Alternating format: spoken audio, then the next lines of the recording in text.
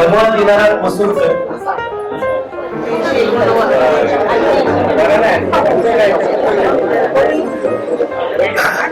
सर्व मित्र मैत्रिणींना नमस्कार. माझं नाव श्री भगवान दीनानाथ मसूरकर. मी 10वी क मध्ये होतो. तसे ते वय म्हणजे 15-16 वर्षाचं वय. त्यामुळे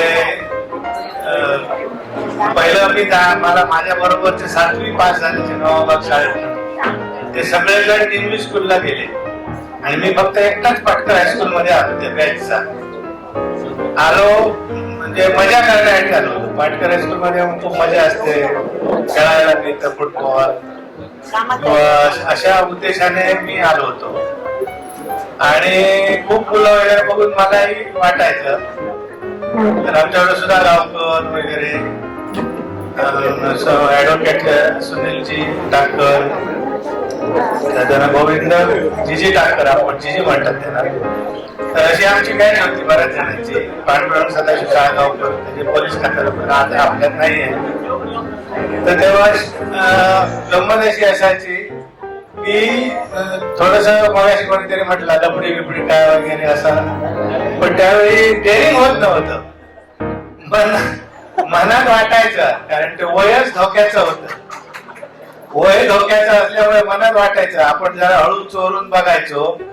पण ते मुलीने डोळे मोठे करून बघितले किंवा काय बघितलं की परत होतं तशा अँगल मध्ये आपली मान परत सरळ. आणि एका मुलीने तक्रार केली एकदा बाईकडे, शिरोडकर बाईकडे, की बाई हा माझ्याकडे सतत बघत राहतो. बाई म्हणाले तुला कसं कळलं तुझ्याकडे बघत राहतो तो, तू बघितल्याशिवाय. म्हणजे असे किस्से होते. म्हणजे शिरोडकर बाई म्हणजे ह्यात होत्या, एकदम वेळेच्या वेळी उत्तर द्यायचं बरोबर, चांगलं उत्तर. आणि जुळवण्यासाठी काही मैत्रिणी किंवा मित्र प्रयत्नही करायचे एकमेकाचे. वया किंवा पुस्तक, मुलीच्या वया पुस्तकांमध्ये मुलाची वही नेऊन ठेवायची किंवा पुस्तक नेऊन ठेवायचे. आता मग द्यायचं पण इथे ते पुस्तक वाचलं तर हे मित्राचं अमुकाचं मसूरकरचं पुस्तक आहे किंवा वही आहे, द्यायची कोणी तर तिला सांगायचे घेऊन दे म्हणून. ती काय द्यायची नाही. आणि मग त्याच्यामध्ये असे प्रयत्न व्हायचे. पण 16 वर्षाचं आणि पुढचं सगळं बोललं मग आठवायचं ब्रह्मांड. समजा जर असं काय घडलंच तर जी आज आपली परिस्थिती आहे लग्नानंतर ते सगळं आठवायचं. त्याच्यामुळे हे विषय सगळे म्हणजे 16वं वर्ष धोक्याचं बाई, 16वं वर्ष धोक्याचं असंच आहे. मग अशी कोणतरी म्हणाला प्रेमनी नव्हती, पण काही जणांनी प्रयत्न केले, काही जणांनी निभावले सुद्धा. एक ठराविक 2-3 गोष्टी झाल्या. नंतर कॉलेजमध्ये गेलो, 11वी-12वीत गेलो. आणि पाटकर हायस्कूल मध्ये, पाटकर हायस्कूलच्या गॅदरिंग सारखं गॅदरिंग माझ्या मते कुठेच नाही, सिंधुदुर्ग जिल्ह्यात कुठे नाही. गॅदरिंग व्हायचं, मोठं गॅदरिंग. आणि फक्त एका थोडक्यात आठवणी भरपूर आहेत, खूप आहेत आठवणी चांगल्या. तर निमुसगाव वगैरे हे प्रसिद्ध ठिकाण होतं सगळं. हसोळी खाण्यासाठी वगैरे सगळेजण जायचे. म्हणजे आणि त्या वर्षी हे ठेवलं गॅदरिंग होतं. पण आमचा मला वाटतं मी 11वी-12वी काहीतरी आम्ही होतो सॉरी. आणि गॅदरिंगला आमचा कार्यक्रम काय नाही, काय साधा सोपं काय करायचं तर दशावतार. आता दशावतार करणार म्हणजे सगळे आम्ही, मी करलकर म्हणून रिटायर झाले, हॉस्टेलमध्ये राहायचे.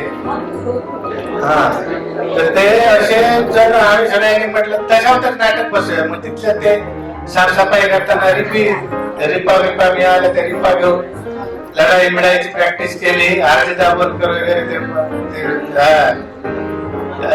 सारस्वत बँकेत प्रभू होते बघा, सीएन प्रभू, सॉरी सीएन प्रभू. ते त्यांना बोलावून आणलं आणि एवढं अप्रतिम दशावतारी नाटक केलं. तर काही मला बरेच जण मग दशावतारी गावडे म्हणून, म्हणजे गावड्यासारखी भूमिका करतो म्हणून गावडे म्हणून ओळखायचे. असं हळूहळू आम्ही 12वी पास झालो, कर्नाटक कॉलेजला गेलो, तिथे नाटक केलं दशावतारी. काही कंपन्या सुद्धा मला विचारायला लागल्या, 5 टाइम तुम्ही कराल का दशावतार नाटक. तर नंतर आबा कांबळीने बाजी मारली त्या दशावतारात. मी काय नंतर दशावतार सोडून दिलं. मला जमेना म्हणजे बरोबर वेळ नाही, बरोबर नाही, किंवा रात्रीचं असायचंय. मुख्य म्हणजे गावात कुठेतरी गावात खेडेगावात जायचं, ते सगळं एकूण वातावरण आवडलं नसल्यामुळे मी दशावतार सोडून दिलं आणि मी 99ला आरोग्य विभागात सर्व्हिसला राहिलो. जिल्हा परिषद आरोग्य विभाग, हेल्थ डिपार्टमेंटला 5 प्राथमिक आरोग्य केलं. 25 वर्ष 10 महिने 2 दिवस नोकरी केली आणि 13 महिने शिल्लक असताना केवळ डोळ्याच्या आजारांमुळे आणि मी आजारी डायबिटीस भरपूर असल्यामुळे माझी न्यूरोपॅथिक आणि रेटिनोपॅथी डोळ्यांवर सध्या मी उपचार घेतोय.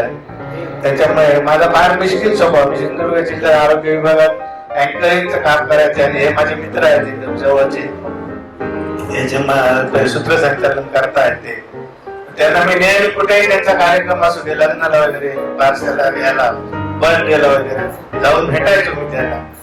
अतिशय चांगला गृहस्थ आहे ते, अतिशय सुस्वभावी आहे, चांगलं आवाजावर वगैरे वर्चस्व बसवलं ठेवलेलं आहे. तर खूप पाटकर हायस्कूलच्या आठवणी भरपूर आहेत. पायात पाय घालून पाडायचं फुटबॉल खेळताना. जास्त आम्ही सगळेजण सुधा गावकरच्या मागे, सुधा गावकरला पाडायचो, तो आम्हाला पाडायला बघायचा वगैरे. आता भेटलो की एकमेकांच्या आणि सगळ्यात म्हणजे आमची ओळख होती ती आमच्या बापाच्या नावावरनं ओळख होती. आमच्या नावाला किंमत नाही, कोणाला भगवान हे नाव माहित नाही. दिनानाथ का काय रे दिनानाथ, म्हणजे बापाच्या नावाने हाक मारायचे. अशी भरपूर आठवणी आहे. तर थोडक्यात थांबतो मी, जास्त बोलत नाही. भरपूर आठवणी सांगायच्या गेल्या तर शेणाबाई वगैरे, शेणाबाईंना ऐकायला कमी यायचं, ती मी आठवण सांगितली आणि मला वाटतं सिरीजने ती लिहून सुद्धा घेतली. जुवलेकर म्हणून होतं, संजय जुवलेकर घराणं म्हटलं की ते कोण त्यांच्या गोष्टीवर जायचे नाही जास्त, म्हणजे ते कधी येऊन मारतील बिरतील काय सांगता येत नाही. तर एकदा त्याला 10 पैकी 0 मार्क पडले, 0 10 पैकी. त्याने बरोबर काय केलं, शून्याच्या पुढे 1 काढला आणि 10 पैकी 10 मार्क केले. आणि शेणाबाईंनी बघितलं, मी म्हटलं अरे तुला 10 पैकी 10 शक्यच नाही म्हणाला, हे शून्याचे 10 केले. तर तुझ्या याला घे कर. त्याबरोबर तू संजय बाईंना सांगायला लागला, बाई तुमचं खून करून टाकलं काय, म्हणजे जास्त बोला नको. असे म्हणजे अशी आवली, असे विचित्र एक गोष्टी स्वभाव. पावसाळा आला तर पाटकर हायस्कूल मजेच आहे, म्हणजे पर्यटन स्थळ.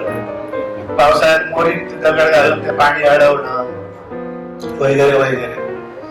तर मी थांबतो आता, मला जास्त जमत नाही. धन्यवाद ऐकून घेतल्याबद्दल. Thank you sir.